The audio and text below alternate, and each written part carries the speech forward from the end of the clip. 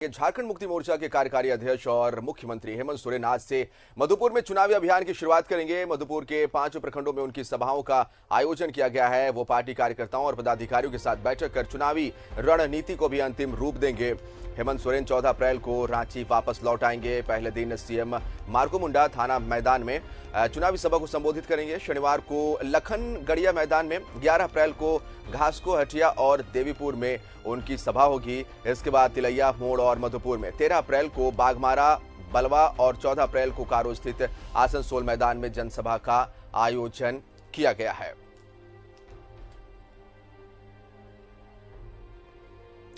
तो इस तरह से आप कह सकते हैं कि ये मैराथन चुनावी सभा मुख्यमंत्री हेमंत सोरेन को। सीधा रुख करेंगे अपने सहयोगी विपिन का हमारे साथ लाइव जुड़ रहे हैं। विपिन, जिस तरह से अब देखा जा रहा है कि बहुत ही कम वक्त बचा और ऐसे में किसी भी तरह से कोर कसर छोड़ना नहीं चाहते हैं यूपीए के तमाम जो दल है यूपीए में शामिल, और खास करके अगर हम बात करेंगे मुख्यमंत्री हेमंत सोरेन की, वो खुद चुनावी प्रचार में हिस्सा ले रहे हैं, खुद कमान संभाल रहे हैं, 4 दिनों के दौरे पर रहेंगे और मैराथन वहां पर चुनावी दौरा मुख्यमंत्री का ये होने वाला है। पूरी जानकारी चाहेंगे आपसे।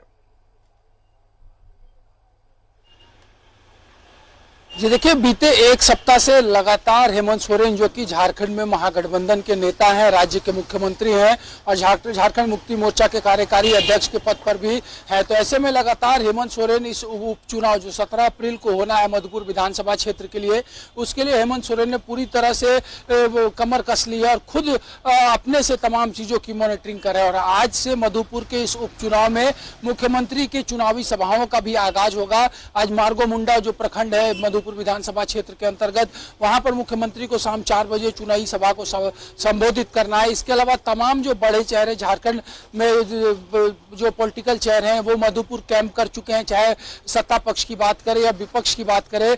एक तरह से पूरी तरह से हम कह सकते हैं कि झारखंड की सियासत मधुपुर में शिफ्ट हो चुकी है। चाहे हेमंत सोरेन की बात करें, उनके कैबिनेट के अन्य मंत्रियों की बात करें और विपक्ष से अगर बात करें तो बाबूलाल मरांडी बीते तकरीबन 4-5 दिनों से यहाँ पर कैंप कर रहे हैं। बीजेपी के कई विधायक जो है वो यहाँ पर कैंप कर रहे हैं। तो काफी दिलचस्प होता जा रहा है मधुपुर का ये उपचुनाव। और जिस तरह से जैसे जैसे समय नजदीक आ रहा है इस उपचुनाव को लेकर पूरी तरह से चुनावी तपिश जो है वो मधुपुर में महसूस होने लगी है। और मुख्यमंत्री के एंट्री के साथ ही कहीं ना कहीं इस उपचुनाव में एक दिलचस्प मुकाबला देखने को मिलेगा। हालांकि मात्र 6 उम्मीदवार इस चुनावी मैदान में और सीधा मुकाबला यहाँ पर बीजेपी के उम्मीदवार और झारखंड मुक्ति मोर्चा के उम्मीदवार के बीच में देखने को मिल रही है। और जिस तरह से 5 फरवरी को मुख्यमंत्री ने हफीजुल हसन अंसारी को राज्य के कैबिनेट मंत्री के पद पर अपनी शपथ दिलाया था, उस वक्त ही साफ हो गया था कि झारखंड मुक्ति मोर्चा कितना गंभीर है मधुपुर के इस बाई इलेक्शन को लेकर। और जिस तरह से पूरे कैबिनेट ने यहाँ पर ताकत लगा रखी है, गठबंधन दल के चेहरों ने ताकत लगा रखी है। रात के 10-10 बजे तक चुनाव प्रचार यहाँ पर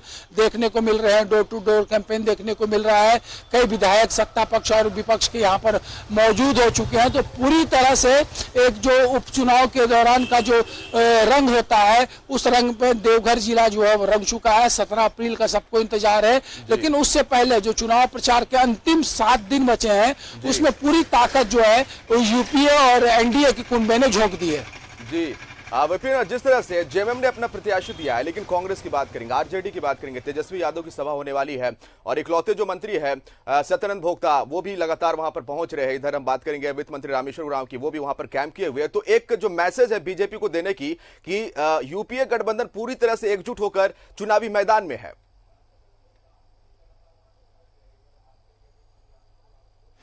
जी बिल्कुल, इसी तरह से जब आज से 6 महीने पहले राज्य में दुमका और बेरमो विधानसभा के लिए उपचुनाव हुए थे, तो ठीक यही अंदाज यूपीए गठबंधन का इन दोनों विधानसभा क्षेत्र में देखने को मिला था।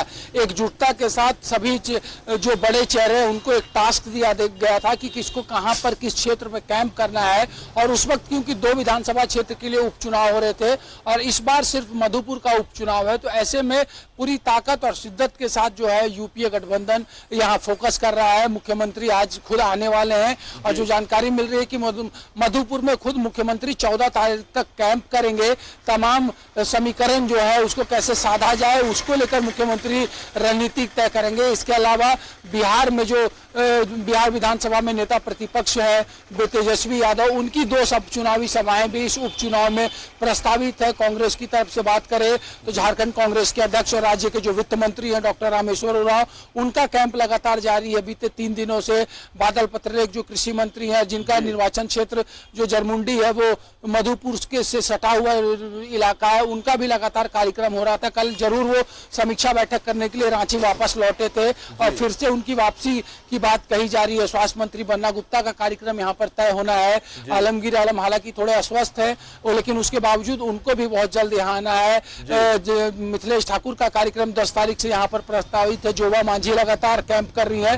तो पूरी ताकत यूपीए के कुंबे ने यहाँ पर झोंक रखा, कहीं से कोई कोर कसर बाकी ना रह जाए। इस तरह से एक जो लगातार दावा किया जा रहा है यूपीए की तरफ से कि एक बड़े मार्जिन से उपचुनाव को यूपीए जीतेगा, तो वो मार्जिन कितना बड़ा किया जा सके इस पर भी फोकस किया जा रहा है। और साथ ही साथ जिस तरह से बीजेपी ने भी अपनी पूरी ताकत यहाँ पर लगा रखी है। हालांकि ये जरूर है कि बीजेपी को अपने अंदर खाने भी लड़ाई लड़नी यहाँ पर पड़ रही है। अपने आपसी जो झंझावत है पार्टी के अंदर, उसका भी कहीं ना कहीं यहाँ पर एक नजारा साफ तौर पर देखने को मिल रहा है। लेकिन तमाम चीजों को अगर हम मिश्रित कर दे तो उसके बावजूद ये स्पष्ट हो रहा है कि काफी दिलचस्प मधुपुर का उपचुनाव यहाँ पर हो रहा है। हालांकि परिणाम 2 मई को आएगा, लेकिन धीरे धीरे जैसे जैसे समय नजदीक आ रहा है, एक नया समीकरण, एक नई राजनीतिक जोड़ तोड़ की वानगी यहाँ पर इस उपचुनाव में साफ तौर पर महसूस की जा रही है।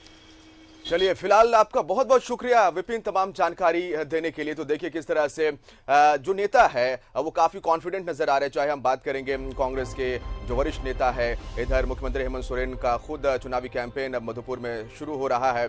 तो इस तरह से एक तरफ यूपीए गठबंधन ने पूरा जोर लगा दिया है, वहीं दूसरी तरफ बीजेपी ने इस बार वोटों का बिखराव ना हो और इसी स्ट्रेटेजी के साथ आजसू से पिछली दफा विधानसभा चुनाव लड़ने वाले गंगा नारायण को इस बार चुनावी मैदान में उतारा है और इस बार का मुकाबला काफी दिलचस्प माना जा रहा है।